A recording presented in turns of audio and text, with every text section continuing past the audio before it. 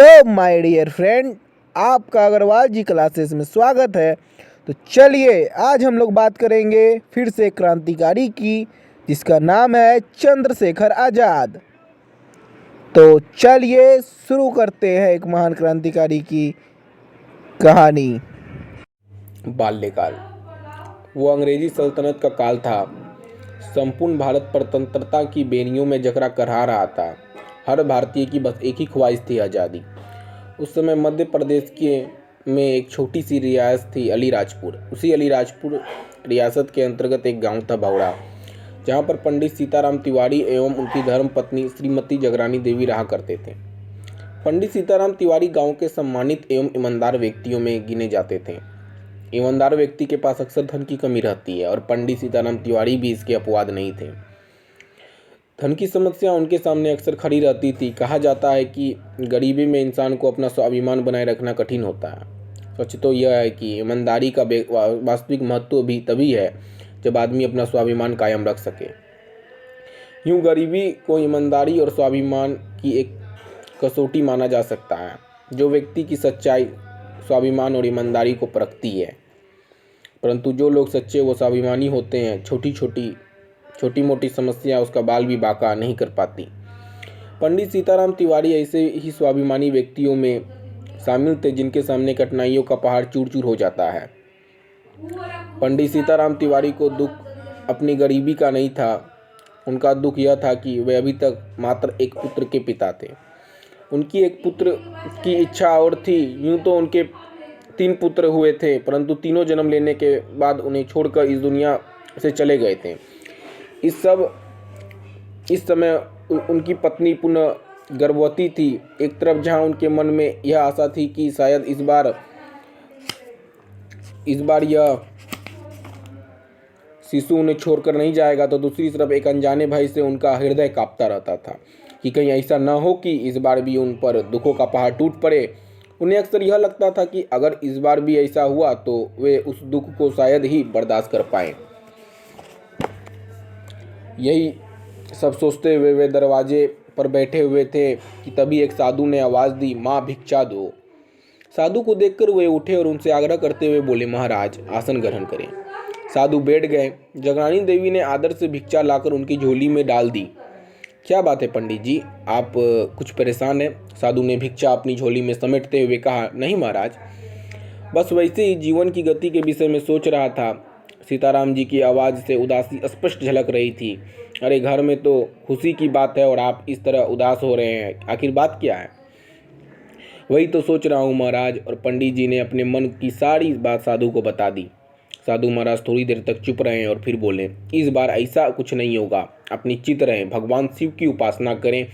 इस बार आपका बालक आपको नहीं सताएगा, बालक आपके नाम को युगों युगों के लिए अमर कर जाएगा।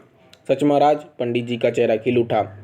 हाँ पंडित जी, इस बार आपका पुण्य ही आपके पुत्र के रूप में जन्म लेने वाला है। यह कहकर साधु महाराज चले गए।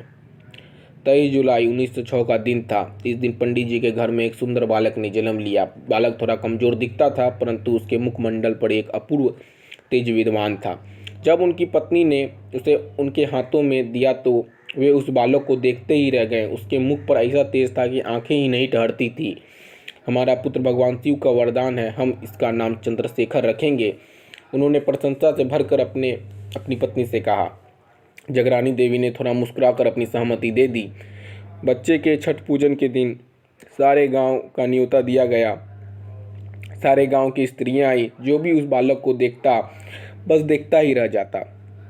गांव की सभी स्त्रियां ने बार बार जगरानी देवी से कहा कि देखना, इस बालक को काला टीका लगाकर रखना, कहीं किसी की नज़र न लग जाए। चंद्रशेखर बड़े होने लगे। जब वे अपने पांव पर चलने लगे तो माँ जगरानी देवी उन्हें नहला धुलाकर काला टीका लगा देती थी। ऐसे में उनके पुत्र की शोभा और भी बढ़ जाती थी। बालक चंद्रशेखर का पालन पोषण पंडित जी बड़े मन से कर रहे थे। इस पालन पोषण के बीच उनकी गरीबी कभी आड़े नहीं आई। पंडित जी यथासंभव चंद्रशेखर की हर इच्छा को पूरा करने का प्रयास करते थे।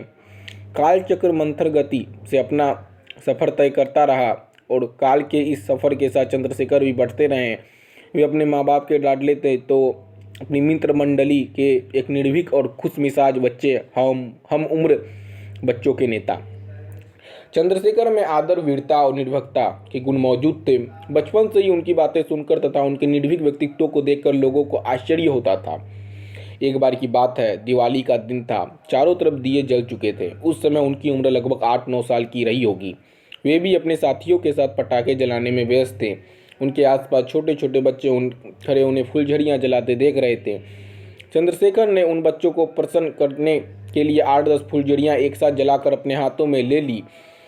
इससे खूब उजाला हुआ। साथ ही बच्चे ताली मारकर हंस रहे थे तथा खुश हो रहे थे। तभी असावधानीवश चंद्रशेखर की हथेली जल गई। यह देखकर सभी सकते में आ गए। बच्चे घबराकर शोर मचाने लगे। उनके साथियों ने उनकी हथेली को देखकर कहा, चंद्रशेखर, तुम्हारा हाथ तो बहुत बुरी तरह जल गया है। उन्हीं में से कुछ बच्चे उनके माता पिता को खबर देने उनके घर की ओर भी दौड़ पड़े। परंतु 8-9 साल के चंद्रशेखर तो मानो किसी बुजुर्ग की भांति अपनी जलन एवं पीड़ा को दबाए खड़े खड़े मुस्कुरा रहे थे। उन्होंने इधर उधर भाग रहे अपने मित्रों को बुलाया और उनसे कहा, भाई तुम लोग इस तरह इतना परेशान क्यों हो? यह कोई बड़ी चोट नहीं है, ठीक हो जाएगी। वैसे भी इस शरीर को तो कभी ना कभी मिटना ही है, फिर इससे इतना मोह ठीक नहीं है। उनके 4 भाइयों में सुखदेव ही जीवित थे। उनसे उनका संबंध बहुत सन्निहित था। वे कभी कभी खेल खेल में ही कहते, भैया दुखों से घबराना ठीक नहीं, दुखों से लड़ने में जीवन का वास्तविक अर्थ है। बचपन में वीरता भरे खेल चंद्रशेखर को काफ़ी पसंद थे। मलखम, लाठी चलाना, कुश्ती जैसे खेलों में चंद्रशेखर की रुचि बहुत थी। हालांकि उस समय उनकी आयु इन सब खेलों में पारंगत होने की नहीं थी, परंतु कहा जाता है कि जैसा मनुष्य का विचार होता है उसकी क्रीड़ा भी वैसे ही होती है। यह बात चंद्रशेखर पर 100% खरी उतरती थी। बचपन से ही वीरता का गुण उनके स्वभाव में शामिल था। वे न तो किसी से भयभीत होते थे और न ही किसी गलत बात को बर्दाश्त करते थे। उनके बचपन की एक और घटना है। गांव के कुछ बच्चों ने शर्त लगाई कि भूता पोखर पर जाकर कौन सही सलामत लौट सकता है। उन्होंने बड़ी निर्भीकता से हामी भर दी। दिन में तो बच्चों ने शर्त लगा ली, परंतु जब रात होने लगी और कुहरा छाने लगा तो सभी सोचने लगे कि इस प्रकार उन्हें अकेले कैसे जाने दिया जाए। सभी बच्चों ने कहा, चंद्रशेखर छोड़ो, बेकार में परेशान होने से क्या फ़ायदा, हम अपनी शर्त वापस लेते हैं। परंतु चंद्रशेखर नहीं माने। उन्होंने स्पष्ट रूप से कहा कि जो बात तय हो गई वो तय हो गई, बात से मुकरना अच्छी बात नहीं है। तथा वे उस तालाब तक जाकर वापस लौटे।